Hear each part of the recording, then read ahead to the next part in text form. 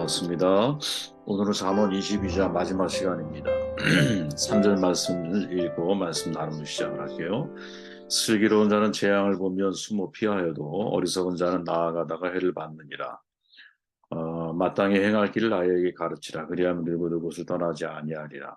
도리를 다하는 것이 지혜입니다라는 큰 제목을 가지고 우리는 1절부터 5절 사이의 말씀을 함께 나누었죠. 도리의 핵심이 뭘까?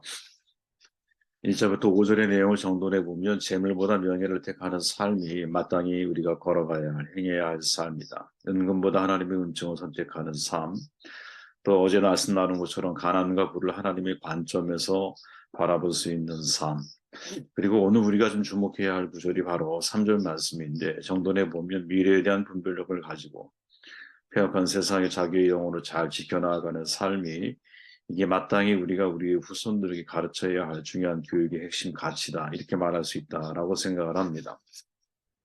내용에 들어가 보면 3절 말씀을 다시 읽을게요.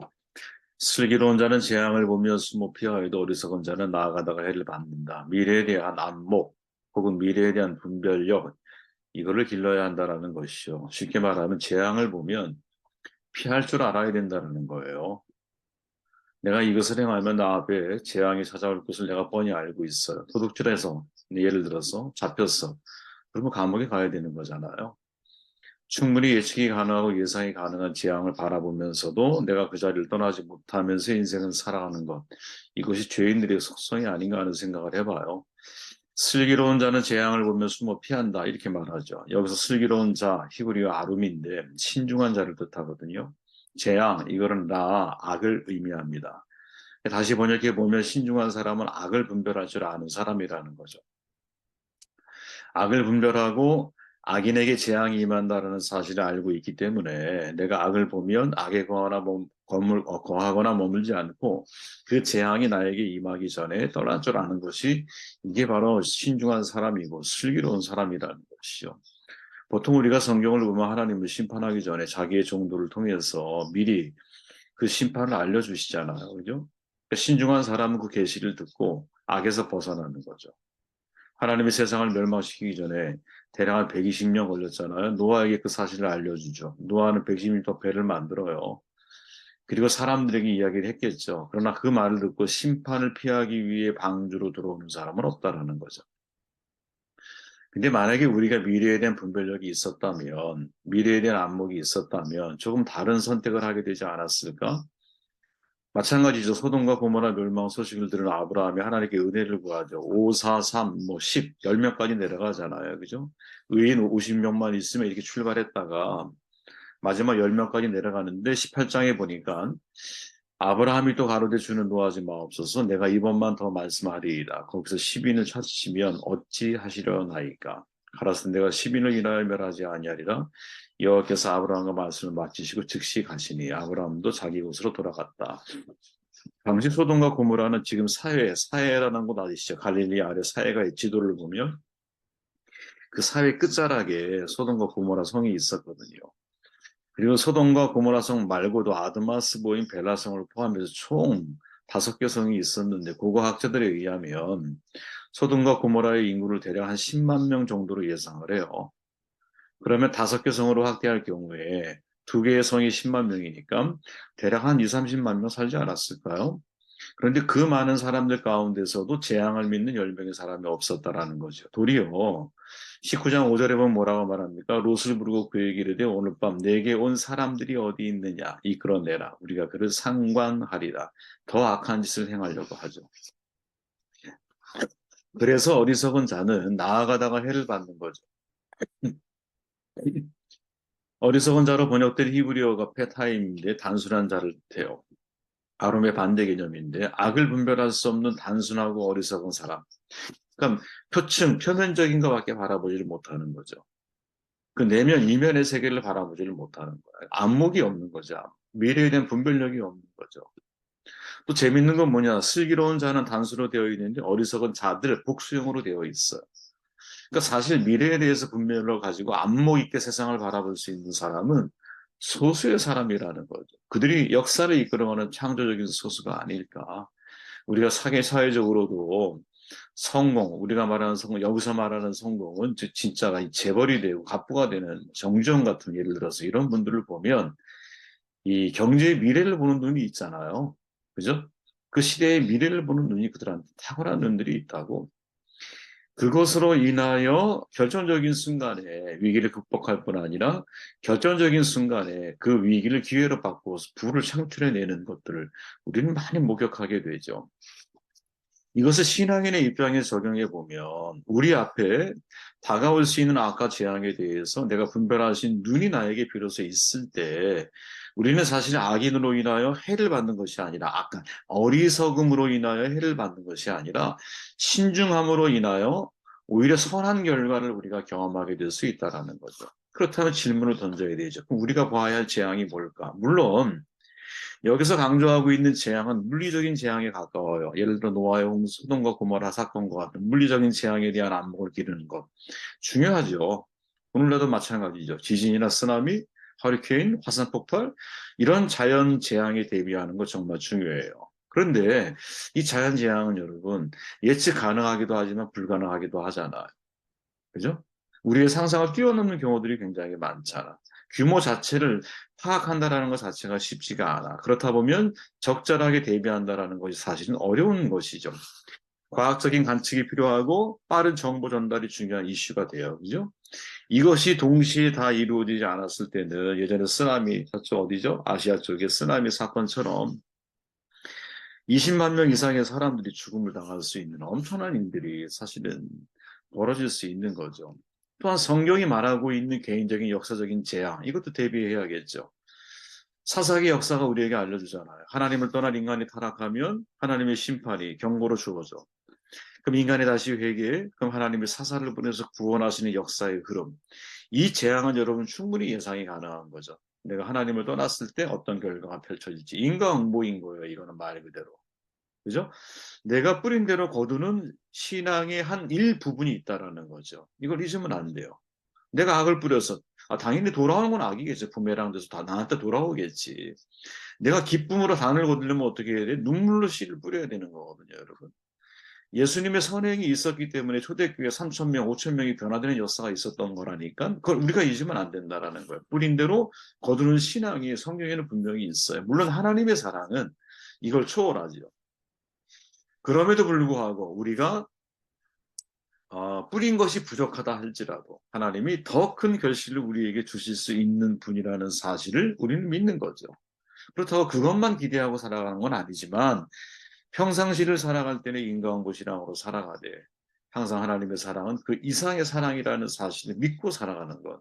이게 정말 중요한 거죠. 그런데 어쨌든 이러한 재앙과 이러한 악의 결과들에 대해서 우리가 눈을 떠야 하는 것 중요하지만 특히 성경이 주목해야 할 재앙이 있거든요. 그건 사도 요한이 말하고 있는 재앙이에요. 사도 요한이 마지막에 이 마지막 경고의 발언이기 때문에 중요할 수 있어요. 더 계시록 22장에 보면 이렇게 말하죠. 내가 이 책의 예언의 말씀을 듣는 각인에게 증거하노니 만일 누구든지 이것들을 외에 더하면 하나님이 이 책에 이르된 재앙들을 그에게 더하실 터이요. 만일 누구든지 이 책의 예언의 말씀에서 제하여 버리면 하나님이 이 책에 기록된 생명나무와 및 거룩한 성에 참여함을 제하여 버리시라. 진짜 경계해야 할 재앙이 뭘까? 하나님 말씀에 사람의 생각을 더하는 것. 이걸 분별할 수 있어야 된다라는 거죠. 이해되십니까, 여러분? 제가 개인적으로 생각하는 거예요. 정말 오늘날 그리스도인들이 시대를 살아가면서 우리에게 있어서 재앙적인 결과를 우리가 예측하고 우리가 지금 경계해야 할 재앙이 뭘까? 그것은 하나님 말씀에 인간의 생각이 감해진 것을 분별할 수 있는 눈이 있어야 된다는 거죠. 그런 안목을 훈련해야 한다는 거지. 그러려면 여러분 결론은 뻔해요. 진짜를 열심히 봐야 돼, 진짜. 진짜 말씀을 열심히 봐야 되는 거예요. 그죠? 그래야 다른 복음이 구별할 수 있는 거야. 위조 지폐를 구분하는 방법은 똑같아요. 진짜 지폐를 계속 보다 보면 위조 지폐를 분별하는 것이 쉬워지는 거지. 바울이 말하잖아요. 그리스도의 은혜로 너희를 부르신 이를 이같이 속히 떠나 다른 복음을 따르는 것은 내가 이상하게 여긴다. 다른 복음은 없나니 다만 어떤 사람들이 너희를 교란하여 그리스도의 복음을 변하게 하려 합니다. 그러나 우리가 혹은 하늘에서부터 온 천사라도 우리가 너희에게 전한 복음 외에 다른 복음을 전하면 저주를 받을지어다. 아주 강력한 어조로 바울이 말하고 있죠. 바울의 치열한 영적 싸움이 뭐냐? 진리에 대한 위협이었거든요. 바울이. 이건 기독교 역사 속에 아주 지금까지 끊임없이 벌어지고 있는 거예요. 그러니까 물리적인 재앙을 피해가는 거 중요하죠. 성경에서 말하는 인과응보 피해가는 거 정말 중요하죠. 그러나 사실은 더 이 시대에 우리에게 필요한 재앙이 뭘까? 그것은 하나님 말씀에 인간의 생각이 가미되어져서 마치 이단처럼 다 똑같은데 마지막이 달라. 이거 사람 황당한 거거든요. 그죠? 다 똑같은데 마지막이 달라. 그러면 실패한 거 아니야. 이런 잘못된 다른 복음이 이 시대에도 있다는 거죠. 종교다원주의 시대 살고 있죠?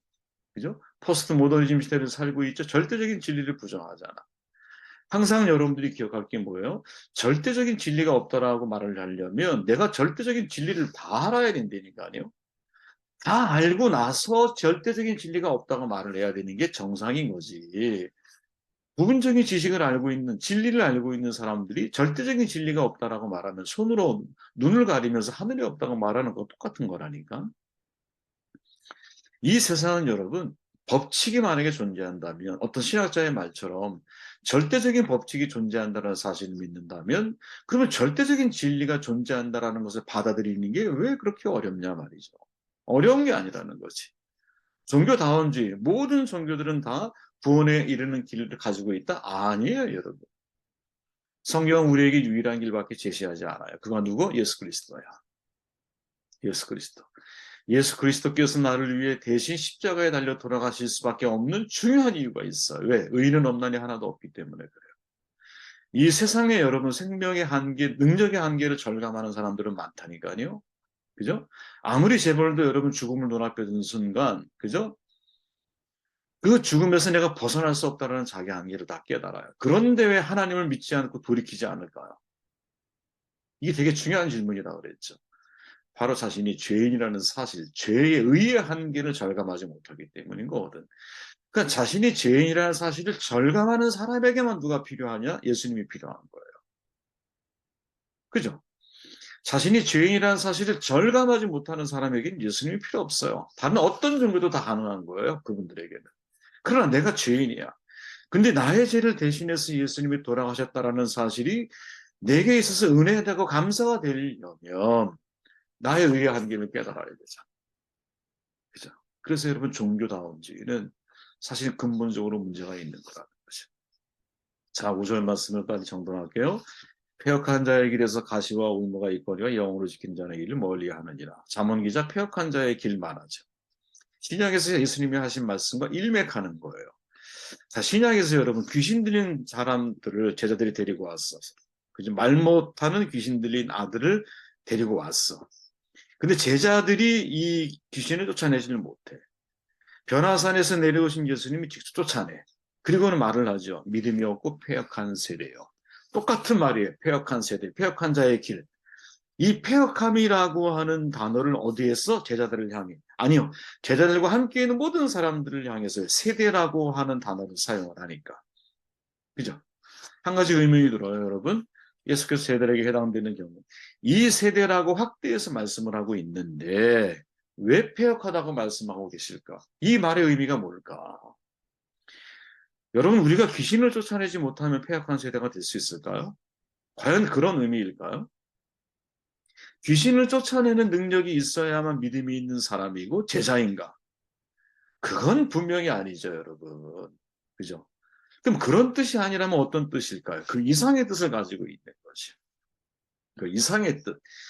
이거를 제자에게 국한시키지 않고 게네아, 즉 세대, 제네레이션, 그 세대 전체를 확장시키고 있는 이유는 뭐냐면 세대 전체가 지금 본질적인 믿음에 대한 영적인 왜곡을 하고 있다라는 거지. 이게 무슨 말이냐. 이 예수님의 제자들이 여러분, 예수께서 귀신을 쫓고 병을 고치는 권세를 부여받아서 많은 이적과 이사를 행한 것을 체험했어. 예수님의 산에 올라갔어. 제자들에게 귀신 들린 자를 데려왔다라는 이 자체가 뭐냐면 제자들도 능력을 행할 수 있다라는 사실을 믿었다라는 거죠. 그죠? 사람들이. 그리고 제자들 역시 자신들이 예수님의 제자였기 때문에 혹시 그 마음속에 무엇?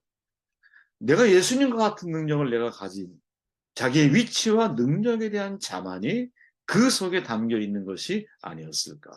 왜 이런 말이 가능하냐면 마태복음 7장에 가보면 이렇게 말하잖아요. 나더러 주여 주여 하는 자마다 천국에 다 들어갈 것이 아니요 다만 하늘에 계신 내 아버지의 뜻대로 행하는 자라에 들어가리라. 그날에 많은 사람들이 나더러 이르되 주여 주여 우리가 주의 이름으로 선지자 노릇하며 주의 이름으로 귀신을 쫓아내며 주의 이름으로 많은 권능을 행치 아니하였나이까 하리니 그때 내가 저희에게 밝히 말하되 내가 너희를 도무지 알지 못하니 불법을 행하는 자들아 내게서 떠나가라 하리라. 지금 예수님의 관심은 여러분 병을 고치고 귀신을 쫓아내고 권능을 행하는 것 그것을 자신의 능력으로 과시한 것이 아니라 예수님의 목적은 오직 뭐예요? 하나님의 위엄과 영광을 드러내는 사역을 통해서 그들이 진짜 하나님을 믿는 사람이 되게 만드는 것이 목적이었는데 그러니까 귀신을 쫓아내고 그죠? 놀라운 권능을 행하고 이런 모든 것들의 목적은 하나님 아버지의 뜻대로 너희들이 행하고 하나님 아버지의 뜻을 바라보신 믿음의 사람이 되기를 원하는 거고 믿음의 정도를 되찾아주기 위해서 이 치유와 퇴마 사역을 지금 하고 계시는 거거든요. 그런데 문제는 뭐예요? 그 예수님의 의도를 알지 못했던 사람들이 어떻게 그 능력을 마치 하나님의 위엄과 하나님의 영광을 드러내는 것이 아니라 자기의 능력 자랑, 자기의 이익, 고의적인 다른 목적을 가지고 유익을 취하려고 하는 마음의 이 상태를 누가 예수님이 지금 정확하게 지적하고 계시는 것이 아니냐. 그래서 어떻게 믿음이 없고 폐역한 세대라고 말을 하는 것이죠. 믿음이 없고. 이때의 믿음은 뭐예요? 내가 기적을 행하고 능력을 행하고 귀신을 쫓아내는 이 믿음을 말하는 것이 아니라 하나님 아버지에 대한 살아있는 믿음인 거지. 아버지의 뜻을 행하려고 하는 믿음인 거지. 그 사랑에 의존해서 인생을 살아가려고 하는 믿음인 거지. 우리 시대에 정말로 고민해봐야, 특별히 은사가 많은 사람들이 고민해봐야 할 중요한 내용이 아닌가 하는 생각을 해보게 되었습니다. 정돈해 보면 그거죠, 여러분. 마땅히 우리가 행할 것을 가르쳐야 되는데 그 중에 하나가 뭘까? 야, 너 미래에 대한 분별력이 있는 사람이 돼야 돼. 미래에 대한. 그리고 믿음이 없는 삶이 아니라 어떠한 상황과 어떠한 시대에서도 내 믿음의 정도, 바른 길, 믿음으로 바른 길을 걸어가려고 하는 선택을 네가 할 수 있어야 돼. 이것이 우리가 우리 자신뿐 아니라 우리의 후손들에게 끊임없이 가르쳐줘야 할 그런 교훈이 아닐까 하는 생각을 해보게 됩니다.